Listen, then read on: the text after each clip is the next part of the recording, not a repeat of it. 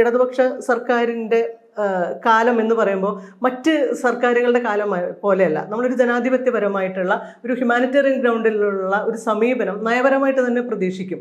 ഇപ്പോൾ കരുണാകരൻ സർക്കാരിൻ്റെ കാലത്തെ അടിയന്തരാവസ്ഥ കാലത്തെ പോലീസിനെയാണ് നമ്മളെല്ലാ കാലത്തും ഒരു ഉദാഹരണമായിട്ട്, പോലീസ് ഭീകരതയുടെ ഉദാഹരണമായിട്ട് പറയുന്നത് ആ കാലത്തെ പോലീസിനെയാണ്. നമുക്കറിയാം അതിനുശേഷം വന്നിട്ടുള്ള എങ്ങനെയാണ് രാഷ്ട്രീയ നേതൃത്വവും പോലീസ് സംവിധാനവും ഓരോ ഭരണകൂടം മാറി വരുന്ന സമയത്തും അതിൻ്റെ രാഷ്ട്രീയ കാര്യങ്ങൾക്ക് വേണ്ടിയും അല്ലാതെയും പോലീസിനെ ഉപയോഗിക്കുന്നത് എന്നുള്ളതിൻ്റെ ഒരുപാട് ഉദാഹരണങ്ങളുണ്ട്.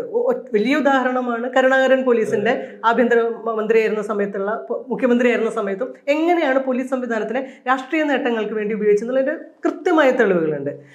രമൺ ശ്രീവാസ്തവയെ പോലുള്ള ആളുകൾ, ബെഹ്റയെ പോലുള്ള ആളുകളൊക്കെ നമ്മൾ കുറ്റാരോപിതരായിട്ട്, അല്ലെങ്കിൽ എങ്ങനെയാണ് ഈ രാഷ്ട്രീയവും ഇതും തമ്മിലുള്ള നെക്സസ് വർക്ക് ചെയ്യുന്നതിന് കാണിക്കാൻ വേണ്ടിയുള്ള ഉദാഹരണങ്ങളായിട്ട് പറയാറുള്ളതാണ്. പക്ഷെ എന്താ സംഭവിച്ചത്?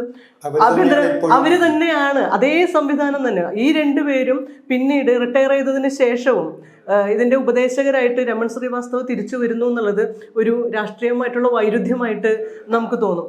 എങ്ങനെയാണ് ഒരു ഇടതുപക്ഷ സർക്കാരിന് ചരിത്രത്തെ മറന്നുകൊണ്ട് പോലീസ് സംവിധാനത്തിൽ ഇത്തരം ആളുകളെ അക്കോമഡേറ്റ് ചെയ്യാൻ പറ്റുന്നത് എന്നുള്ള ഒരു ചോദ്യം ഉന്നയിക്കപ്പെടുന്നുണ്ട്. അതുപോലെ ADGP MR അജിത് കുമാറിൻ്റെ വിഷയം കുറച്ചു കാലം മുന്നേ വളരെ വലിയ രീതിയിൽ മാധ്യമങ്ങൾ ചർച്ച ചെയ്ത വിഷയം.